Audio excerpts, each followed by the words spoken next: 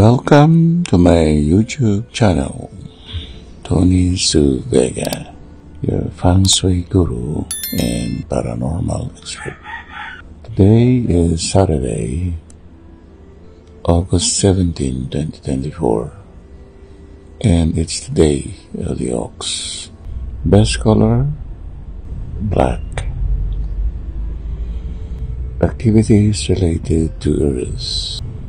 Collect pots, china jars, wash plates, till the soil, do some farming, prepare your plants to be placed in the orchard.